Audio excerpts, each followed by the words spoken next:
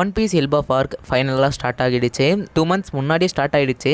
But இப்போ வரைக்கும் main villain யாருன்னே தெரியாமல் இருக்கு. ஸோ இந்த எல்பா ஆர்க்குடைய மெயின் வில்லன் வந்து சகாசுகியா தான் இருக்கணும். ஸோ அதுக்கான பாசிபிலிட்டிஸ் பற்றி எல்லாமே இந்த வீடியோவில் பேசியிருக்கேன். அண்ட் அக்கைனு பற்றி மட்டும் இல்லாமல் நம்ம லூஃபி, டிராகன், ஷாங்க்ஸ், பிளாக் பியர்டு இவங்க 4 பேருமே எல்பா ஆர்க்கில் ஃபைட் பண்ண போகிறாங்க.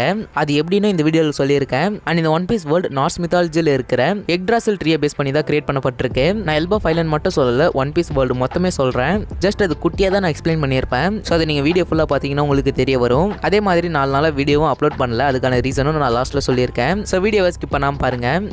ஸோ இது எங்கேருந்து ஸ்டார்ட் பண்ண போகிறோம் அப்படின்னு பார்த்தீங்கன்னா நார்ஸ் மித்தாலஜியில் இருந்து தான் ஸ்டார்ட் பண்ண போகிறோம். எல்பா வந்து நார்ஸ் மித்தாலஜியில் இருக்கிற வேர்ல்டு ட்ரீயான எக்ட்ராசில் பேஸ் பண்ணி தான் கிரியேட் பண்ணப்பட்டிருக்கு. அண்ட் அந்த ட்ரீக்கு 9 பார்ட் இருக்கலான்னு நீங்கள் நிறைய இடத்துல கேள்விப்பட்டிருப்பீங்க. அந்த 9 பார்ட்டுமே ஒவ்வொரு விதமாக இருக்கும். அது இந்த இமேஜ் பார்த்தாலே உங்களுக்கு தெரியும். இந்த நார்ஸ் மித்தாலஜியில் இருக்கிற இந்த ட்ரீயோட மெயின் பார்ட்டுன்னு பார்த்தீங்கன்னா ஆஸ்கார்ட், அதை தவிர்த்து மிட்கார்ட் அண்ட் ஜொட்டஹேம். இந்த 3 பார்ட்டுமே தியரிஸ் பார்க்குறவங்க எல்லாருக்குமே நல்லா தெரியும். இதில் ஆஸ்கார்ட் பார்ட்டை ஹோம் ஆஃப் காட்ஸ் அப்படின்னு சொல்லுவாங்க. அதே மாதிரி மிட்கார்ட் இந்த பார்ட்டை ஹோம் ஆஃப் ஹியூமன்ஸ் அப்படின்னு சொல்லுவாங்க.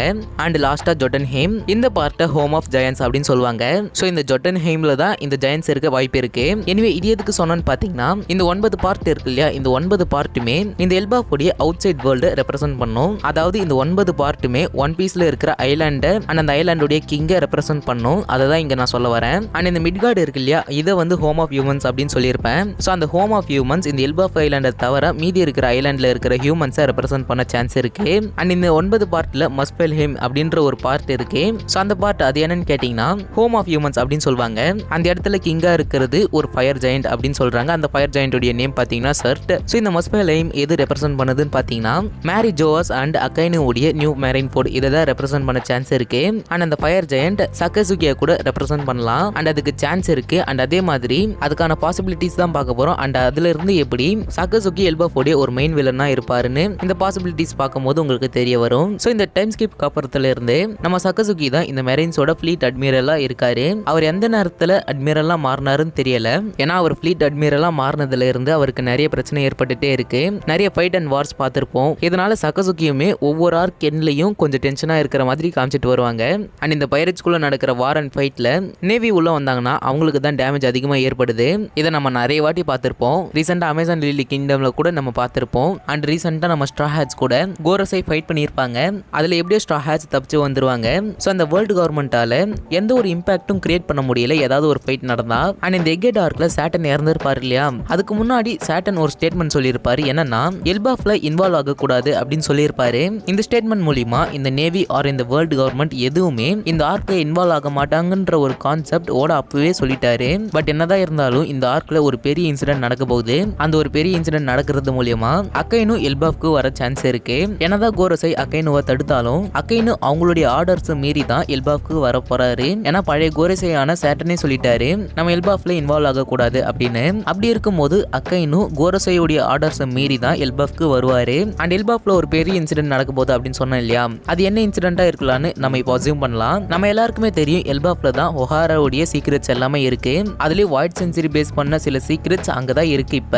அண்ட் இந்த ஒஹாரா இன்சிடென்ட்ல ஒரு ஷிப் ஃபுல்லா அந்த ஐலாண்ட்ல இருந்த மக்கள் எல்லாருமே தப்பிச்சு போக ட்ரை பண்ணியிருப்பாங்க. அந்த ஷிப்பை டெஸ்ட்ராய் பண்ணது நம்ம அக்கைனு தான். ஸோ அவருக்கு அந்த ஐலாண்ட்ல இருக்கிற யாருமே உயிரோட இருக்கக்கூடாதுன்ற ஒரு தாட் இருக்கு. ஸோ அவருக்கு கொடுத்த ஜாபை கரெக்டாக முடிக்கணுன்றது தான் அவருடைய ஜஸ்டிஃபிகேஷனா இருக்கு அவருக்கு. அப்படி அந்த ஜஸ்டிஸை ஃபாலோ பண்ற அக்கைனு ஒஹாரால இருக்கிற அந்த இன்ஃபர்மேஷன் சர்வைவ் ஆகிறது அவருக்கு தெரிய வந்தா சும்மா இருப்பாரா? அப்படி அந்த இன்ஃபர்மேஷன் சர்வைவ் ஆகிறது மூலியமா அவருடைய மிஷின்ல அவர் ஃபெயில் ஆகியிருக்காரு.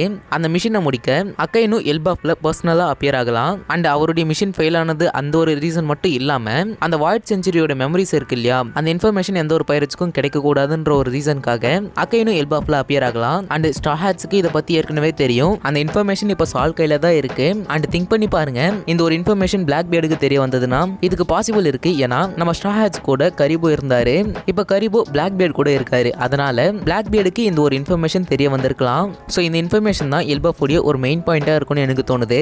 அண்ட் இந்த இன்ஃபர்மேஷன் நம்ம பிளாக் பியர்டுக்கு மட்டும் தெரியாது, நம்ம டிராகனுக்கும் தெரியும். ஏன்னா ஜெயின்ஸ் தான் தான் வந்து இந்த புக் எல்லாமே ரெக்கவர் பண்ணாங்க.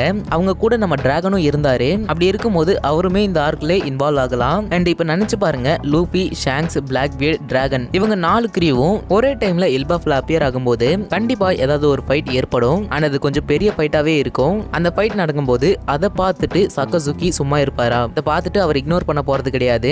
அவருமே இந்த ஃபைட்ல இன்வால்வ் ஆகலாம். அப்போ லோக்கி என்ன பண்ணுவார் ப்ரோ அப்படின்னு அவரை பத்தி கேட்டீங்கன்னா, லோக்கி வந்து இந்த ஆர்க்குடைய மெயின் ஆன்டகனிஸ்டா இருக்க சான்ஸ் இல்லை. இந்த தியரி படி நான் சொல்றேன். ஸோ லோக்கி வந்து ஒரு ஆன்டகனிஸ்டோடைய ஒரு அலையா மாற சான்ஸ் இருக்கு. அதன் மூலியமாவும் இந்த ஒரு ஆர்க்குடைய வில்லனாவும் இருக்கலாம். இந்த தியரி படி இந்த ஆர்க்ல இவருக்கு ஒரு சில பிட்ரேயல்ஸ் ஏற்படலாம். நீங்க திங்க் பண்ணி பாருங்க, அகைனு எல்பாஃப்க்கு ஒரு பெரிய படையோட வராரு. எதுக்குன்னா லூபி, ஷாங்க்ஸ், பிளாக்பியர்ட் அண்ட் டிராகன் இவங்க 4 பேர் மீட் பண்ணும்போது நடக்கிற ஃபைட்டால அகைனு அங்க அப்பியர் ஆகிறாரு. அதே டைம்ல லோக்கி ஏதாவது ஒரு கேரக்டர் மூலமா பிட்ரே ஆகியிருந்தா லோக்கி அகைனு கூட அந்த ஃபைட்ல ஒரு சின்ன அலையா ஜாயின் பண்ண வாய்ப்பு இருக்கு.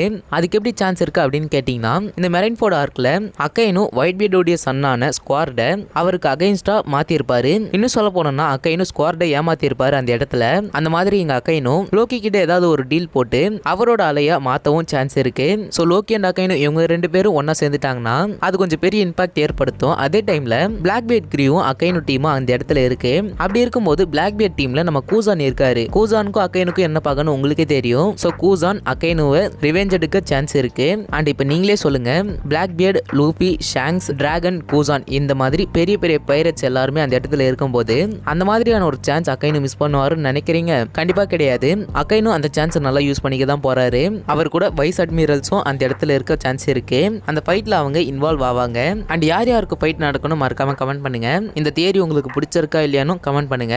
ஸோ இதோட இந்த ஒரு தியரி முடியுது. அண்ட் இதுக்கப்புறம் ஒரு முக்கியமான நியூஸ் இருக்கு. கண்டிப்பா எல்லாருக்கும் தெரிஞ்சிருக்கும், ஒன் பீஸ் வந்து மறுபடியும் ஒரு 3 வீக்ஸ் பிரேக் போகுது. இப்போதான் ஒரு 2 வீக் கழிச்சு பிரேக் முடிஞ்சு சாப்டர் வந்தது.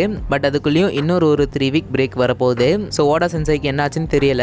அஃபிஷியல் நியூஸ் வர வரையும் வெயிட் பண்ணி தான் பார்க்கணும். அண்ட் நெக்ஸ்ட் சாப்டர் டிசம்பர்ல தான் வரப்போகுது. ஸோ அதை பத்தி உங்களோட தாட்ஸை மறக்காம கமெண்ட் பண்ணுங்க. அண்ட் 4 டேஸா நானும் வீடியோ போடல, ஏன்னா எனக்கும் செகண்ட் மிட் டர்ம் எக்ஸாம் இருந்தது. அதனால என்னாலையும் வீடியோ அப்லோட் பண்ண முடியல. மேபி இதுக்கப்புறம் நான் வீடியோஸ் அப்லோட் பண்ண ட்ரை பண்றேன் ரெகுலரா. ஸோ இந்த மாதிரி தியரிஸ்க்கு மறக்காம நம்ம சேனலை சப்ஸ்கிரைப் பண்ணி வச்சுக்கோங்க. நாளைக்கு ஒரு வீடியோல வந்து மீட் பண்றேன். Until then, stay tuned.